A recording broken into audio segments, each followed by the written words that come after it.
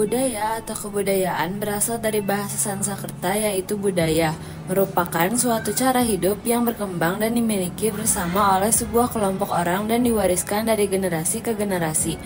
Budaya terbentuk dari banyak unsur yang rumit termasuk sistem agama dan politik, adat istiadat, bahasa, perkakas, pakaian, bangunan, dan karya seni.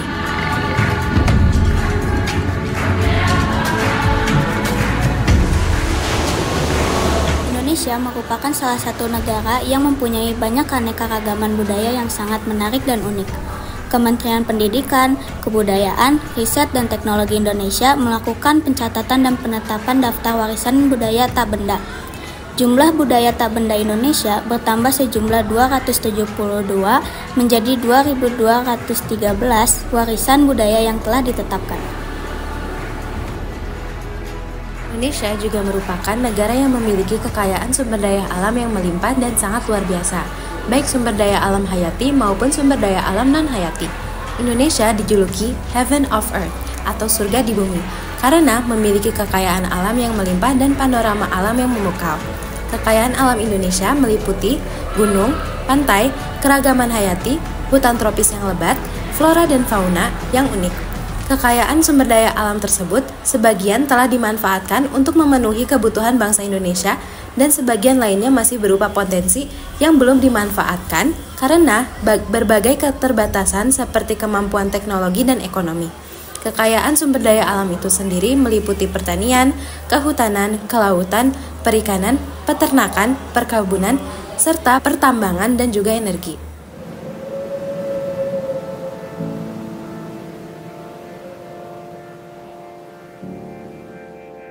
Seperti ini aksi penangkapan kapal ikan asal Vietnam yang ketahuan mencuri ikan di Laut Natuna Utara Sayangnya, Kepulauan potensi Riau. sumber daya alam malah disalahgunakan dan memberikan dampak kerugian bagi kehidupan masyarakat. Kondisi kelautan di Indonesia cukup kompleks dan mengalami beberapa masalah. Deteksi dan analisis yang dilakukan oleh Indonesia Ocean Justice Initiative atau IOJI selama periode April hingga Agustus 2023 berfokus pada aktivitas-aktivitas yang patut diduga merupakan kegiatan penangkapan ikan secara ilegal atau illegal fishing, pencemaran berupa minyak atau oil pollution oleh kapal-kapal tanker dan riset ilmiah kelautan tanpa izin. Wilayah deteksi dugaan illegal fishing adalah Laut Natuna Utara atau LNU dan Laut Arafura. Pada periode April hingga Agustus 2023, deteksi AIS menunjukkan terdapat 28 kapal ikan Vietnam yang beroperasi di wilayah non-Sanketa. Maluku yang menjadi salah satu pusat perekonomian kelautan Indonesia juga mengalami permasalahan. Hal tersebut menyebabkan kerugian bagi mata pencaharian mereka. Penurunan drastis tersebut terjadi pada nelayan tuna Maluku, yang dimana nelayan tuna di Dusun Air Panas, Desa Tulehu, Maluku, mengeluhkan peraturan pemerintah yang membatasi mereka melaut hanya di bawah 12 mil. Menurut Ketua Kelompok Nelayan, La Irfan, peraturan ini berdampak pada penurunan drastis hasil tangkapan, karena ikan tuna kini lebih banyak ditemukan di atas 20 mil dari pesisir. Ia menjelaskan bahwa sebelum peraturan tersebut, nelayan bisa menangkap hingga 1 ton ikan tuna dalam 1 tahun, namun sekarang hasilnya sangat tidak menentu. Pada tahun 2024, LIPI melakukan riset untuk menilai kondisi biodiversitas laut dengan fokus pada terumbu karang.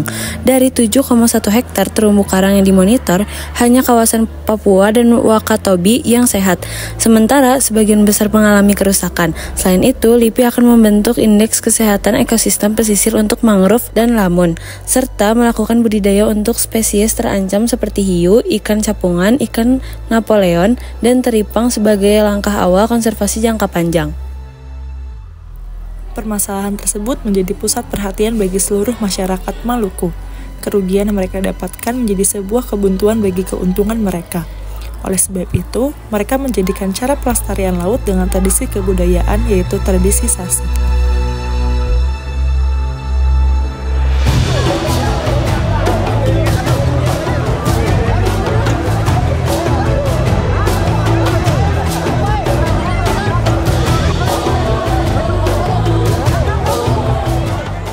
Tradisi Sasi diterapkan oleh masyarakat di Maluku sebagai upaya untuk menjaga keberlanjutan sumber daya laut mereka. Sasi laut adalah suatu larangan atau pembatasan terhadap aktivitas penangkapan ikan dan pengambilan sumber daya laut lainnya di suatu wilayah perairan tertentu untuk menjaga waktu tertentu. Tradisi ini bukan hanya sekedar aturan, tetapi juga mencerminkan nilai-nilai budaya dan spiritualitas yang mengikat masyarakat dengan alam sekitarnya. Penerapan sasi laut biasanya didasarkan pada siklus alam atau adat istiadat lokal, seperti musim kawin ikan atau waktu tertentu dalam tahun adat. Tradisi sasi laut mengandalkan kepercayaan kolektif dan penghormatan terhadap leluhur serta alam, yang secara tradisional memastikan bahwa sumber daya laut terjaga dan dapat dimanfaatkan secara berkelanjutan oleh generasi yang mendatang. Sasi dibagi dua jenis, yaitu sasi tutup yang merupakan awal pembiakan ikan dan sasi buka sebagai puncak panen. Sasi tutup biasa diadakan pada bulan April hingga September. Diawali dengan menggiring ikan lompa dari tepian pesisir laut menuju ke muara sungai memakai beragam alat. Sewaktu ikan sudah berada di sungai, maka sasi mulai diterapkan hingga 6 bulan berikutnya atau saat panen ikan tiba. Agar kawasan sungai yang menjadi lokasi pembiakan lompa tetap terjaga kebersihannya, dilarang membuang sampah dan lainnya. Jika melanggar akan terkena sanksi adat, tanda atau larangan yang dipertunjukkan dengan daun kelapa muda dan atau tanda-tanda lain yang dapat ditemukan di berbagai negeri. Pendek kata dengan dililitkannya daun kelapa pada pohon atau dengan dipalangkannya sebatang kayu pada pohon atau dengan ditanamkannya belo daun kelapa di laut, maka itulah tanda sasi. Dengan melaksanakan sasi alam yang selama ini dikuras habis-habisan oleh manusia, kini dapat kesempatan untuk kembali memulihkan daya tumbuh guna dapat menghasilkan sesuatu yang lebih baik lagi.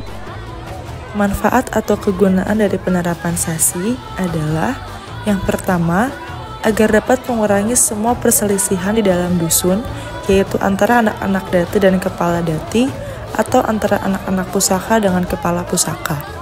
Yang kedua, supaya tanah-tanah negeri dan labuhan atau laut dapat terpelihara dengan baik guna dipakai oleh penduduk negeri sendiri. Kemudian, nilai-nilai pada tradisi sasi adalah yang pertama, penggunaan hak seseorang secara tepat menurut waktu yang ditentukan untuk memetik hasil dari dusunnya. Yang kedua, mencegah timbulnya sengketa tanah dan air antara sesama penduduk negeri dan antar penduduk negeri yang berbatasan. Yang ketiga, pemeliharaan dan pelestarian alam lingkungan, laut dan darat demi peningkatan kesejahteraan bersama. Kemudian yang keempat, kewajiban untuk memanjakan tanaman-tanaman dan makhluk hidup di laut. Dan yang terakhir, mengurangi kemungkinan timbulnya kejahatan berupa pencurian.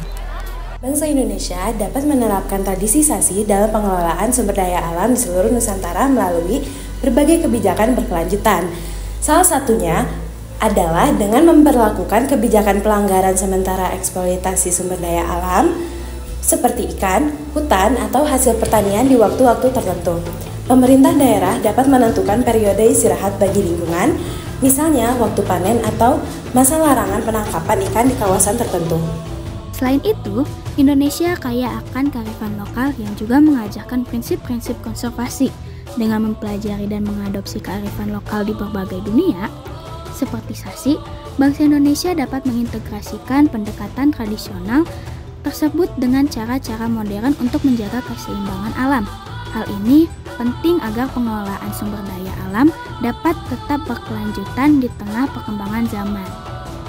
Pendidikan tentang lingkungan hidup juga memegang peran penting dalam penerapan nilai-nilai sasi di seluruh Indonesia. Melalui pendidikan di sekolah-sekolah, masyarakat dapat diberikan pemahaman mengenai pentingnya menjaga alam dan mengelola sumber daya secara bijak untuk kepentingan generasi mendatang. Terakhir, peran komunitas adat harus diperkuat dalam pengelolaan lingkungan. Tradisi sasi menunjukkan bahwa masyarakat adat memiliki pengetahuan dan kearifan dalam menjaga alam mereka. Melibatkan masyarakat adat di seluruh Indonesia dalam kebijakan dan pengelolaan sumber daya alam akan memastikan pendekatan berkelanjutan yang efektif serta menambah nilai budaya dalam upaya pelestarian lingkungan.